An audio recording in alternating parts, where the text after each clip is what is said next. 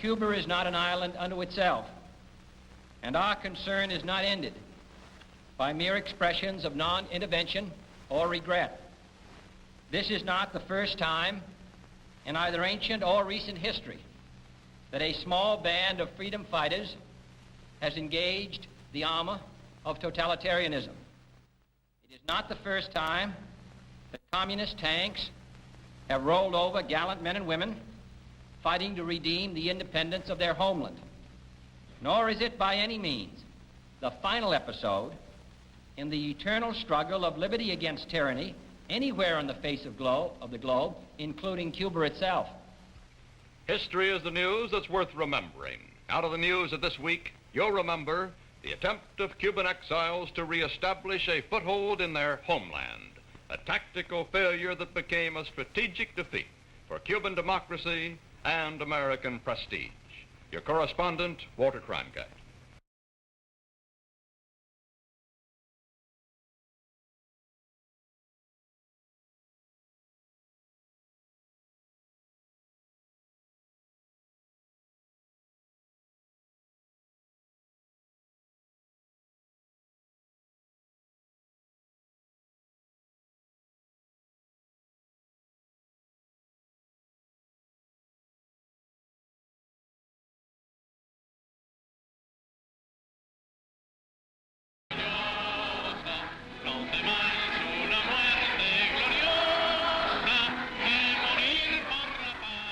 Cubans in exile, mourning the loss of their hopes for the downfall of Castro's regime and an early return to their island.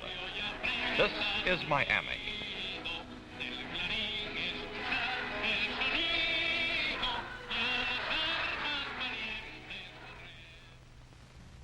Las consignas de hoy. 200 miles away, Castro's capital proclaimed the defeat of the exiles' beachhead.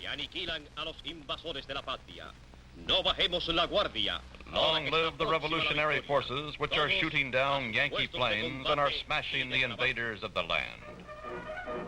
This was a broadcast on Havana television, proclamations of victory and films of old patriotic parades. Youth militia, for the first time, the narrator says, Cuba's children are not alone. Apparently a tribute to their Soviet protectors.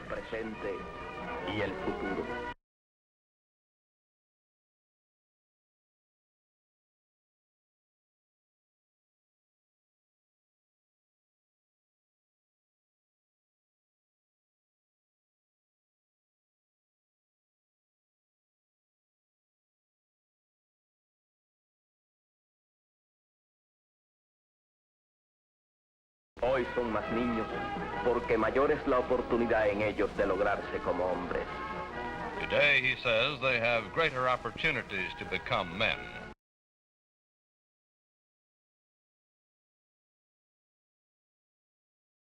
Fuerzas Armadas Revolucionarias.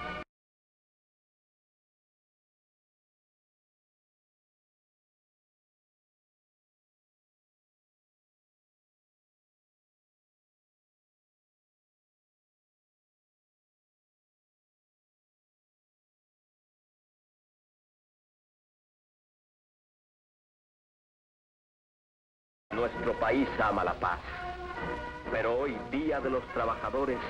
The Cuban people, he says, are freedom-loving people, but today, in the face of their country's danger, they parade with only one thought in mind, fatherland or death. But there are other voices speaking for the Cuban people. The leader of the exile force, Jose Miro Cardona, speaking today in New York. The Revolutionary Council of Cuba announced that the landing of several hundred compatriots, which took place in the house of Matanzas on 17th of April, did not achieve all of its proposed objectives. Nevertheless, the majority of the combatants succeeded in moving inland, fighting bravely to various places where they continued to fight oppressive communism. The drama of Cuba now subjected to barbarism, must alert our hemisphere.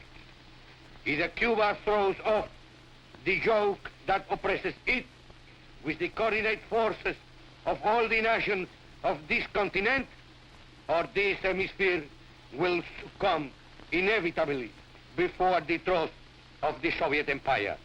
Either we destroy the Moscow-Havana-Peking axis,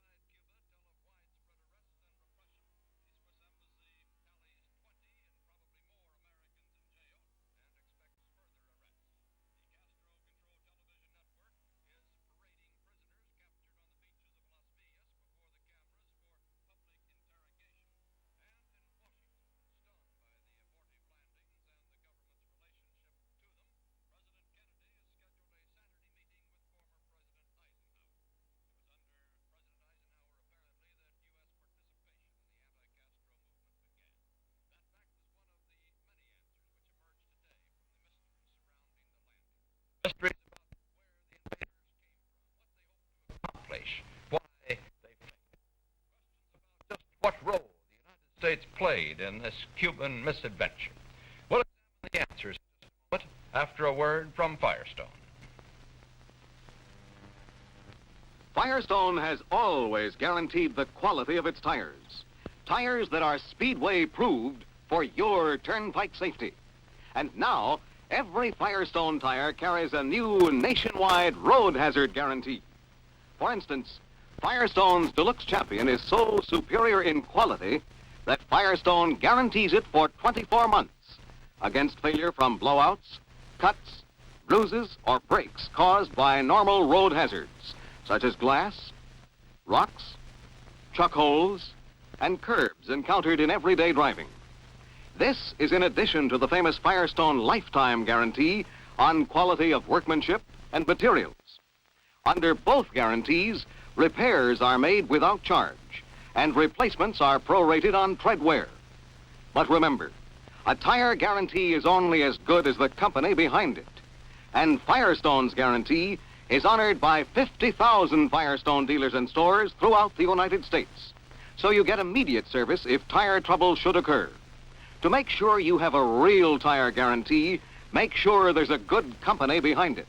Look for the name Firestone. Wherever you see this sign, you can get double guaranteed Firestone tires on convenient payday terms if you wish. After a week of crisis and setback, there are still mysteries and ambiguities about the rebel landings in Cuba. To clarify some of them, we're going to consult Stuart Novins, our CBS News correspondent in Miami, who's been reporting on the unhappy fortunes of the operation from the exiles' headquarters down there. First, on the landings themselves, Stuart, how large were they actually? Best indications, Walter, are there were about 300 men armed only with the weapons they could carry. There was a small airdrop almost immediately after the landing of some supplies, some men, nothing big. What were they supposed to accomplish? Well, the mission of this group was to set off what the rebels hoped would be a popular uprising. And they hoped that if a popular uprising did break out across Cuba, that then perhaps they might be able to send in a larger group at some other place. Did they get any popular support, Stuart? No, they did not, and that's one of the reasons for the failure of this operation. For political reasons, the leader of the best coordinated, best supplied underground sabotage operation inside Cuba didn't even know about the invasion until after it occurred. He was frozen out of the Revolutionary Council.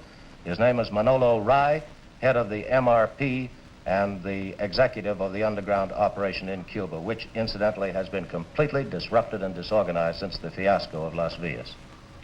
The timing obviously was wrong. Whose fault was that? Well, part of it was pressure placed on the Cubans by President Tigres of Guatemala, who on about the third week of March set a deadline for the Cubans. They had to get out of Guatemala by the 1st of June. That was one reason. Another reason was the feeling that if Fidel Castro were allowed to remain in power, within another month and a half or 2 months, he would have jets and the pilots to fly them, and he would have the tightest internal control possible so that it would be almost impossible to oust him. That and some other political considerations, certain decisions, I believe, made in Washington. Thank you, Stuart. We'll return to you in a moment with some more big questions that have been raised. One of the big questions, of course, was the role played by the United States government itself. We've repeatedly insisted, that is, the government has, from the White House, at the State Department, and in the United Nations, that no American forces were involved, that the United States has not intervened in Cuba. At the same time, the United States declared that within these limits, we would go all out in expressing our sympathy for the rebel cause. That sympathy has been evident for months in scenes like this in Miami. Cuban exiles in training for a return to their homeland, preparing to fight their way home. A citizens' army, businessmen, doctors, white-collar workers for the most part, mobilized from among more than 50,000 who are estimated to have fled to this country since Castro took power. Most of them are former Castro supporters who have become disillusioned with his regime, dismayed at his alliance with communism, repelled by his terrorism. To fill the ranks, recruiting offices have been set up, and in recent weeks the mobilization has been stepped up. Induction centers like this one have been opened in Miami, New York, Los Angeles. Technically, it's illegal. The United States government could have stopped them. We chose instead to let the rebels organize to show our sympathy and support for their cause. Did our help for the rebel operations go any further than sympathy? Some more questions now for correspondent Stuart Novins in Miami. Stuart, were these landings launched from the United States by any chance? Walter, the best information is that they were not launched from the United States. There were, of course, movements from the United States. That is to say, there were boats that went out with supplies. There were communication liaison couriers with people inside Cuba, and Cubans went out from Florida waters on that. There was a great deal of deployment of men from the training camps which did exist in Florida. The landings themselves, CBS News was able to establish this afternoon, came from the Corn Islands off the Nicaragua coast. It is rather significant that those islands, although they are Nicaraguan soil, have been leased to the United States on a long-term 99-year lease. Does not count as American soil, however. Well, I don't know the legal delicacies of that situation. It's Nicaraguan flag, but under the control presently of the United States. What about American personnel? Any of the American personnel involved? Well, it's unmistakably clear, Walter, from all the evidence available, no matter how hard you try to fight it off, that the CIA planned this operation. It was the CIA that established the Revolutionary Council by saying to the dissident factions, get together or else. It was the CIA that held the grocery bag of supplies, and consequently it was the CIA that was able to tell the Cubans what kind of material they were going to have for their nutrition the next day. There is no question about the involvement of the CIA. If you talk to any of the leaders, any of the underground people, any of the people who have been directly involved in trying to launch the physical attempt to overthrow Fidel Castro. Thank you, Stuart Novins. So that, as closely as we can trace it, was the part the United States, and particularly the CIA, the Central Intelligence Agency, played in the rebel operation. Technically, perhaps it was not intervention, though some experts in international law will argue the point. Certainly, it was more than just sympathy. What made us decide to take this gamble? Well, plans to help the exiles reestablish themselves in Cuba have been in the works for a long time. The CIA began organizing, training, and encouraging the rebel forces during the Eisenhower administration. From the time the Kennedy administration took office, the project was sharply debated among the Kennedy advisors in the cabinet, in Congress, even within the CIA itself. Some argued for a large-scale invasion right away, on the grounds that the longer we waited, the stronger Castro would get, and that the island already was ripe for rebellion. The president apparently had doubts, but he was finally persuaded that to cancel the plans altogether would be a blow to the exiles' built-up morale. He therefore settled on a kind of a compromise, prompt action, but on a small scale. It did not work. And the result? In world opinion, we are firmly identified with the rebel landings and their failure. The reaction abroad has been severe, most violent, of course, behind the Iron Curtain. In Moscow, unarmed police and militiamen tried to restrain a crowd outside the American embassy rather than, as they had in the past, ignore or organize that crowd. Unlike previous such outbursts, this one had a sense of spontaneity about it. Many of those in the crowd of 5,000 demonstrators came from Lumumba Friendship University, a school for foreign students in Moscow. In East Berlin, a more orderly, organized rally, but the aim the same, to condemn what was called American aggression and demonstrate support for Castro. In Cairo, memories of the Anglo-French Suez campaign make for easy comparison with charges of U.S. intervention in Cuba. And in Al Gumoria Square, the posters just recently were of Patrice Lumumba. Even among our Western allies, sternly critical voices, this meeting in Paris is communist and clear-cut. Cuba, oui, Yankee, no. In non-communist French circles, the Cuba crisis has raised other questions. This is Richard Carlson in Paris. All the old doubts about United States policy have come back and been magnified many times over. To have tried and succeeded would have been bad enough, but to have tried and failed is almost unforgivable. That's what many Frenchmen are saying. Even with success, the moral position of the United States would have been jeopardized. Now, with failure, the French see really grave consequences ahead. The United States, the leader of the free world, has been humiliated on its own doorstep. Castro has prevailed over Kennedy, at least for the moment, and it will take a long time to destroy that image. Even more, President Kennedy has given the Russians a chance to show that they're the defenders of the weak and the poor. And from this new position of strength, they can tighten the screws in Laos and in Berlin. The French are saying of President Kennedy now that dynamic action doesn't necessarily replace experience and prudence, and his leadership, as well as that of the United States, is being questioned in France. This is CBS News, Paris. This is Blaine Littell in London. British reaction to America's role in the Cuban invasion is a strange mixture of glee and sympathy. The glee comes from those, and there are quite a number of them here in Britain, who have been sympathetic to the Castro revolution right from the start and hostile to any American moves to overthrow or curb the ambitions of the Cuban premier. The sympathy comes from those who remember the painful defeat suffered by Britain at Suez, and who hope against hope that America can avoid a similar disaster in Cuba. Since no one here believes for a moment that America has not had a hand in the invasion, there is no doubt that America's prestige is involved. And America is in the awkward position of being damned if she does and damned if she doesn't. A defeat for Castro will enrage the liberals, and America will be accused of masterminding an imperialistic military venture against an innocent and legitimate regime. On the other hand, a victory for Castro will dismay those friends of America who see Castro as a tool of the Kremlin and a growing threat to world peace. On one count, most Britons are agreed, and that is that the matter should be settled, and settled quickly, before it triggers another world war. This is CBS News in London.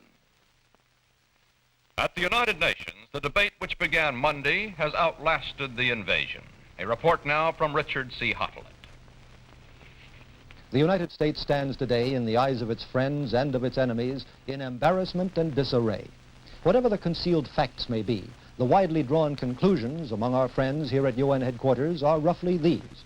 The Cuban rebel landing and the whole substantial rebel effort would not have been possible without the sponsorship of the United States, and President Kennedy's strong denial of direct participation does not rule out indirect involvement in an operation that failed. Some say it was illegal or immoral. Others say this wouldn't have mattered if the operation had succeeded, that a great power, above all, cannot afford to fail. The Latin American states were deeply shocked. As confidence in U.S. efficiency and power has suffered, Fidel Castro's influence in the hemisphere is thought to have grown. Certainly, say some of the delegates, Castro has strengthened his hold at home, at least for the time being.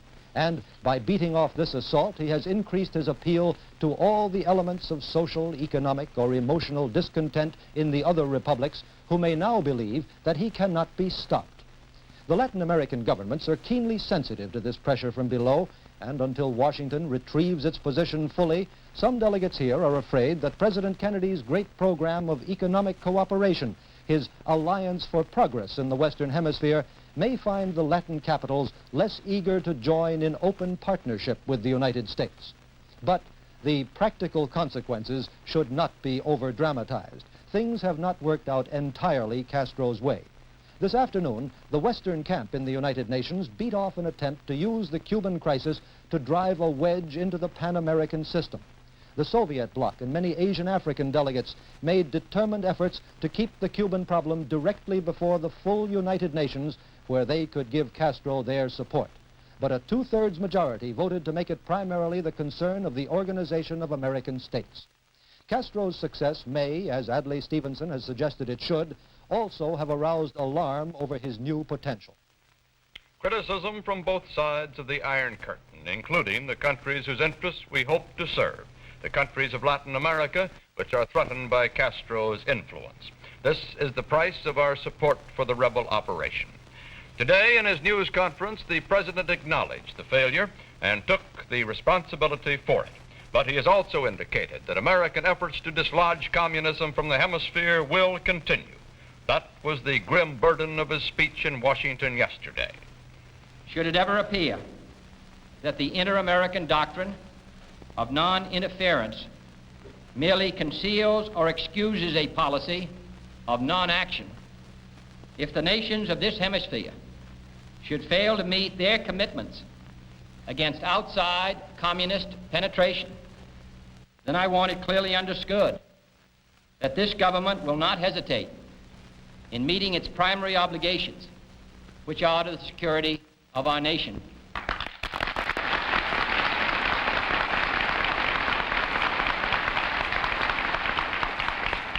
Should that time ever come, we do not intend to be lectured on intervention by those whose character was stamped for all time on the bloody streets of Budapest.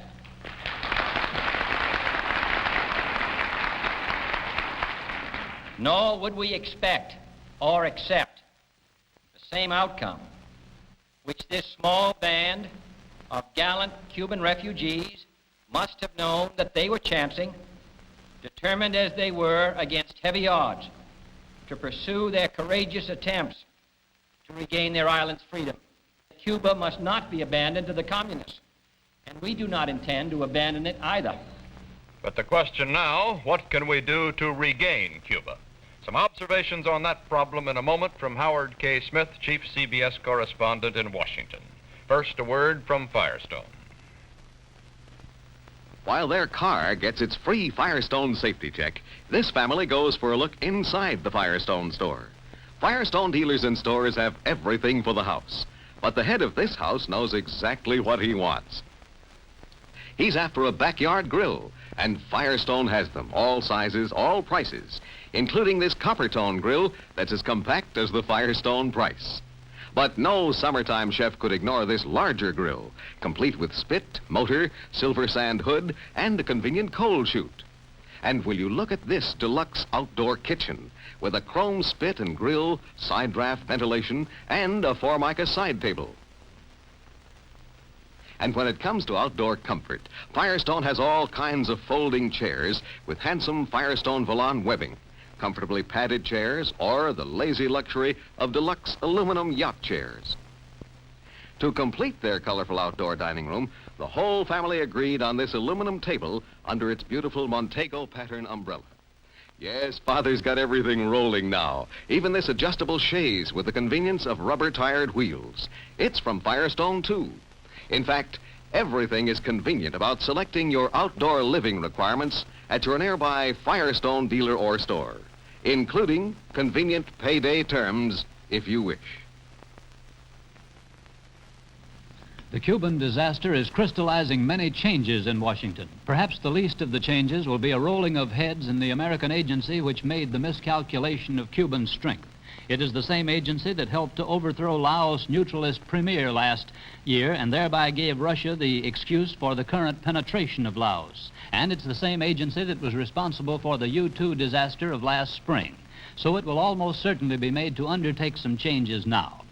Here in Congress, the incident has at last created a determination to launch a genuine Marshall Plan to influence Latin America at whatever cost. And it will probably cause a bigger appropriation for the United States Information Services. For at present, little Cuba spends more than big, rich America does on influencing opinion among our Latin American neighbors, and she's been getting a great deal of mileage out of what she spends.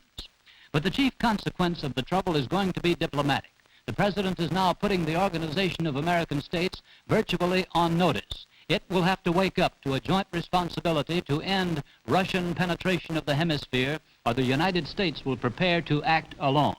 The Pan-American situation at present is being compared here to the situation in Europe shortly after World War II, when the Truman Doctrine was declared to stop the Russian penetration of Greece. The U.S. then offered the buckling governments of Europe a Marshall Plan to join us in resisting and growing strong, a plan rather similar to President Kennedy's Alianza para Progreso now.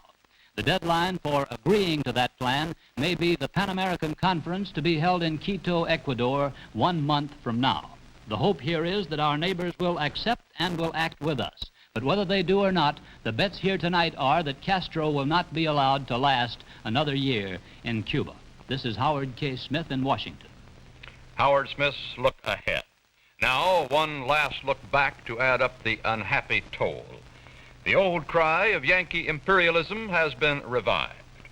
Russia has picked up its cue to pose once again as defender of the weak.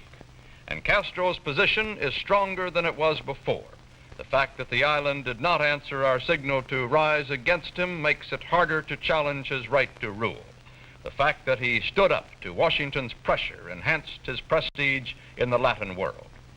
Reversing these losses will be no easy job. Your correspondent, Walter Cronkite.